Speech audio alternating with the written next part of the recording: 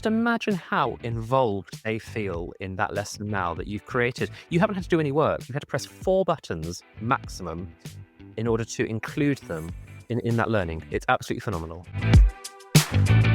Hello, and welcome to another episode of So What? I'm Andy Perrier. And I'm Matt Lovegrove.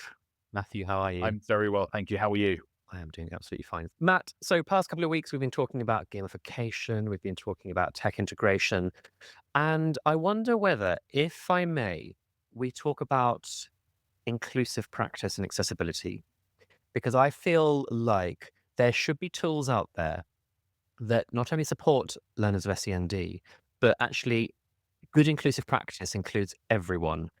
Tools that, the rising tide lifts all boats, or whatever insane analogy that is. It really does kind of hold true. So I wonder whether we just spend this session discussing pain points that teachers and students might be having, a set of tools that might support, and what they can do with them to move forwards. The good news is there are many tools out there that are available, and a lot of them come for free or are already built in. So you don't necessarily need to go looking that far or externally for these sets of tools. I think a lot of teachers don't know that there are tools built into core apps already that can make a significant difference. What I like about this area in particular is I'd love to explore with you more about how students can use these tools themselves and how they can adapt things, how they can use their agency and what works best, how they can customize the learning experience for them without having the teacher necessarily doing it. That sounds awesome. So let's just keep it Microsoft for now. Like you say, there are tools that are available that are everywhere, but I think the tools within Microsoft's arsenal will hopefully be a really good springboard to have conversations with other teachers in their schools, I agree. which is lovely. So let's start then, I guess, with dictation. Dictation tools, the ability to speak and it get converted into text. I wonder whether we have a little conversation around. We're not going. This podcast is not going to teach people how to use the dictation functions. You can do that yourself. But I wonder whether we can look at it through the lens of SEND children, or even maybe children that might be reluctant to want to write. Dictation isn't going to be a tool that automates the process and removes the process of writing, but that assistive, inclusive technology is going to go some way to really improving how a student can get the thoughts from their brain onto the page. Yeah, and I think for students that are struggling with learning in some way or struggle thinking and getting their ideas down, being able to dictate your thoughts out loud and then having it there for you just saves so much time. It just makes the process easier. The challenge behind this is doing this in a busy classroom. So if you've got 20, 30 children in a small room, dictation can sometimes be a bit more unreliable. So my kind of top tip as such is to find somewhere quiet and then students just talk, and Word or OneNote or whatever app they're using will do speech to text. It's really interesting actually, because I've taught people about this and I've tweeted or X'd about this before, and I've had some negative feedback from teachers that say, so are we just not going to teach children to write anymore? What's your kind of take on that? I just love that kind of argument. I really like listening to Mozart. Oh, you hate Beethoven, do you? No, that's not how life works, my dear. I think you're absolutely right. I think there are ways in which it can be used. And I think we just have to accept that it's the real world, it's the noisy environment. But also when it's a quiet environment, the art of dictation, even as adults, if we're talking to Siri, it can be a bit of a brain dump. It is just getting thoughts down on a page. But I think it's really important that students have friction and barriers removed from what they're thinking. And if what they are thinking then becomes apparent on the page, then what we've got is a really great starting point. We're not going to say that's what they're going to hand in. But what we've done is we've just removed that barrier from the student being able to get that thought down. If they were told, and you've got to write that thought down, by the end of the second sentence or the second word, they've had enough, they've lost their train of thought, and the learning is lost. So why don't we give this opportunity for students that will really benefit from being able to just get that thought partner with them and to write it down for them? And for me, it comes down to what is it you're looking for that student for that lesson? So let's take the context of a history lesson. You want them to write down their thoughts on a king over time. What is it you're looking for? You're probably not looking for their grammar, their spelling, their punctuation during that time. You want to know what they know about history or about a skill like research, right? So why not make that whole process easier for that student? And actually, you see people do before really successfully is they will dictate into something like Word and then pick sentences or paragraphs they like and then copy that down into their book. That's another nice example there of using dictate to take off the cognitive load. I think you're right. And I think to your anonymous responder, to them, I would say, well, of course, we can have it both ways. Get the information down, get the thoughts down onto the page, get one paragraph down, and then spend time tidying it up. So, teaching those skills of the full stops, the capital letters, the spaces, use it as learning points. If it's just a stream of consciousness, well, where should we put the punctuation in? That's still a really important skill because not only does it help them get their thoughts down onto a page, it then helps them categorize their thoughts and organize their thoughts once they're on the page. So the other nice thing I like for moving on to a slightly different accessibility tool is using a voice note. More and more now, if I'm communicating with people, I do this with you, rather than type out a lengthy WhatsApp message, I'd rather talk to you. And what's stopping a teacher allowing their students to do that? Why are we obsessed in teaching with children writing things down so we can prove what they know when they could leave us a voice note or when we could leave them a voice note as well? I think the name voice note, it's a recording, and loads of tools allow voice recordings for accessibility. Any assignment that students have done in Seesaw, the teacher can then record a voice recording so that our early years, our Key Stage 1 students can have immediate feedback. They don't have to try and read and then infer and then work out what the response is. They've got an immediate audio response. So, in terms of moving student progress forwards, it benefits all users, not just the children of SEND. Yeah. When I was in the classroom a few years ago teaching A-level computer science, I used to leave mainly recorded feedback for my students because they weren't really reading the feedback I'd leave them in OneNote when I typed it. So I started leaving them voice notes, and hopefully the idea being that they would leave me voice notes back. But they seemed to interact with my voice note better. They would actually put their headphones on and listen to it. And I delved deep into the world of research into this to try and find out why, what was actually happening in their minds. The psychology behind a student listening to me give them feedback is that because it's me and they know me and they understood my voice, they're much more likely to engage than a written comment on the page. That kind of personal relationship. That was something that came out of that. But also, it was the idea of from a time saving point of view and from a relationship point of view, I would much rather have read what they'd written and spent 2 minutes talking to them as if I was by their side than writing them a whole paragraph. It saved me half an hour. Oh, think how much time it just, Yeah. 2 minutes of talking versus what you can get written in Yeah, two it was minutes. brilliant. The whole idea that they're going to relate better. And the research does suggest that students are more likely to act on that kind of feedback actually than on written feedback, which is really interesting. I love that you unlock memories in me. Using Shobi back in 2013, I remember vividly leaving a voice note to a student of mine, Daphne, who's probably now about 28. And I remember her response, and I remember her just going, "Okay, thank you, Mr. Perrier. I'll make sure I do that. Thank you." And I just thought, what this is a formative conversation.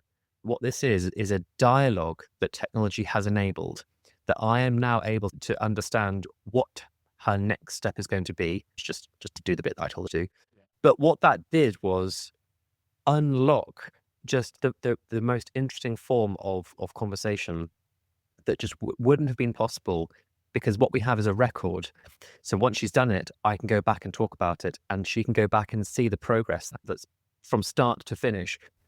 And that was amazing. And that was what, 12 years ago. So I hope we've come a bit further since then. What I will say that I still argue, even as a technologist, that the most powerful feedback you can give is directly to a student at that time of need.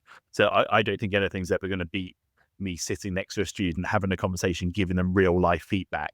I didn't have the capacity with my class of 20 students to go around and give everyone that level of feedback. All right, let's think now. We've thought about dictation, we've thought about voice notes.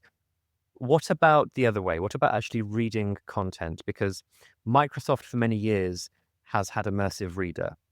An Immersive Reader is one of the most powerful tools to support, especially neurodiverse learners, children that require reading aids to support them.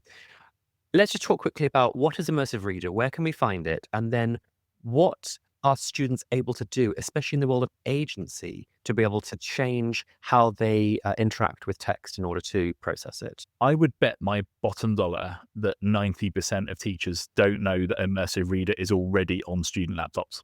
As long as you've got the latest version of everything, it's So going it's to be built into there. Windows itself. Built into Windows, it's built into Word, into all the other apps, OneNote. In OneNote, it's particularly powerful. Actually, it's good in Word, but it's got more functionality in OneNote.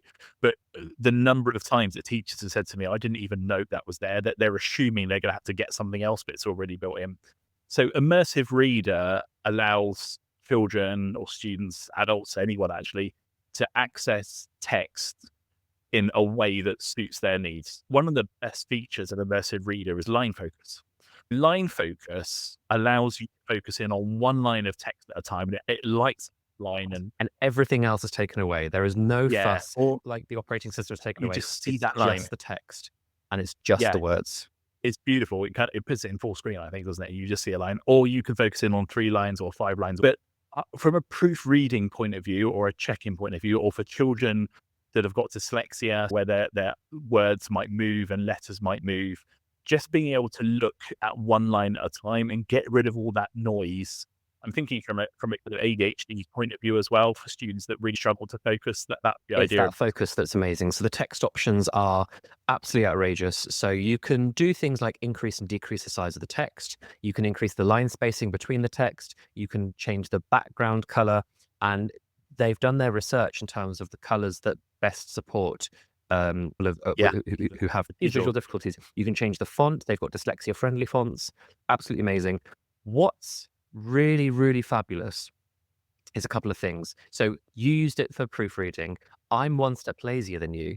So I would actually turn on the voice option and I would Yeah, press nice. play and And I'd just sit sit back back and and listen. listen because that's how I know whether I've written something that is amazing or absolute garbage. So it reads it to me, but I can choose how quickly, how slowly it reads to me. I can choose whether it's a male or a female voice. There are some really clever grammar tools as well that support with teaching and with learning. So first of all, it knows what all of the words are, so it can highlight in different colors the nouns, the adjectives, the adverbs. Absolutely fabulous. It can then use syllables to break up the words to make the reading much more accessible and much easier. But one of the best tools in it is the picture dictionary, where every word you click on, it comes up with a pictorial representation of what that word is. So for children with English as an additional language, or they've arrived in a different country and they're just learning to access this brand new text, or even children who just need that little bit of support with what words mean, they click straight on it and a picture turns up. And it's everything you can think of, really simply done, or a series of pictures to really support the students. I really like it.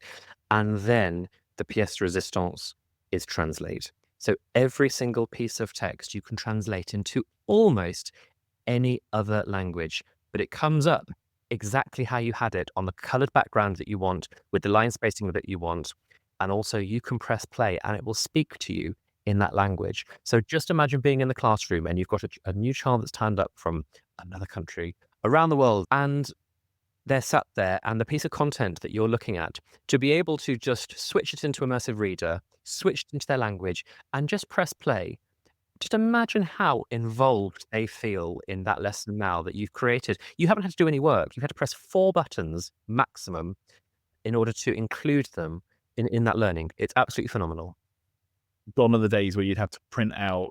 I've done this before. I put something for like Google Translate and print out a worksheet for them, and as they come in, you give them a worksheet in their language. But the nice thing about this is they can do this themselves. Let's take it back to the first thing that we talked about in terms of student agency. So, what can we get students to do in order for them to feel most comfortable using a tool like Immersive Reader? What 3 things should we just say immediately? Do these things and see if you feel comfortable.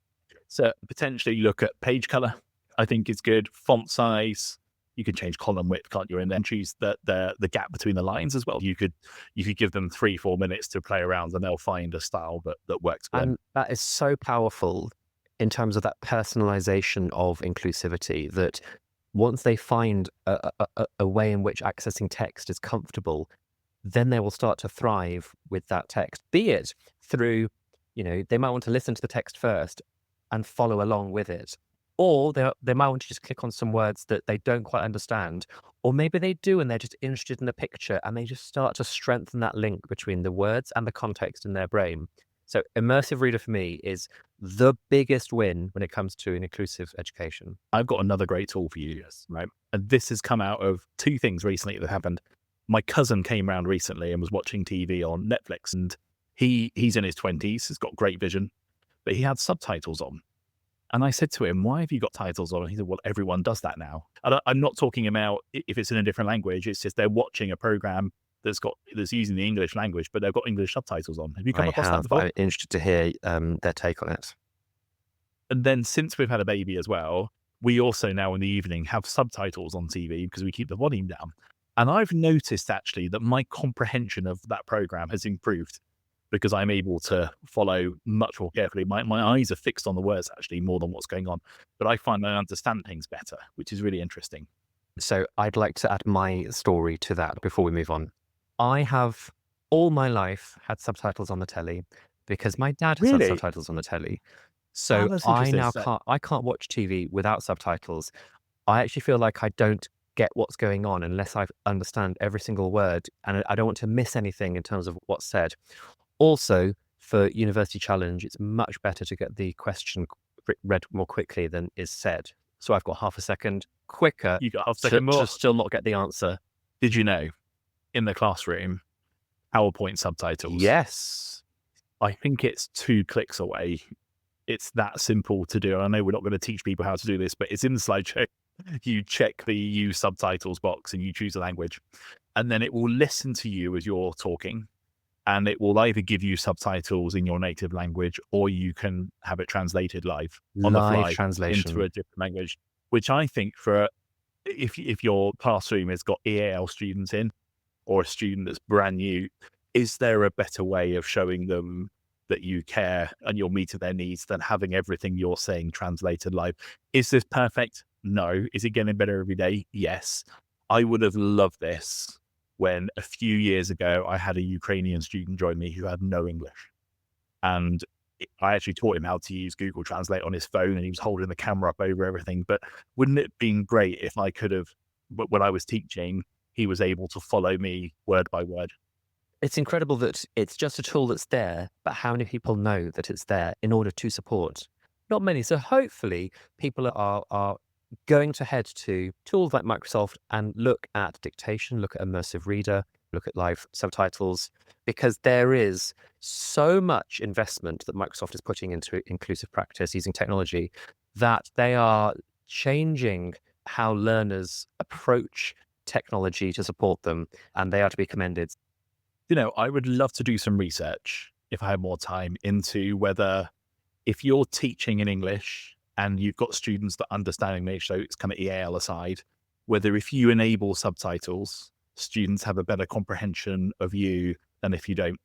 Does it keep student attention better if everything's being subtitled in the way that it does for TV with you and me? So before we finish, as always, a quick takeaway for you. A quick takeaway for me is accessing text to speech in Immersive Reader that unlocks all children's accessibility to the text that's on the page. It shouldn't be used as the sole driver of learning. Obviously, we have to learn to read as well. My goodness, what a barrier that's removed. How about you? Mine would be line focus for proofreading. Well, that's another episode of So What. Matthew, thank you. We'll see you next time.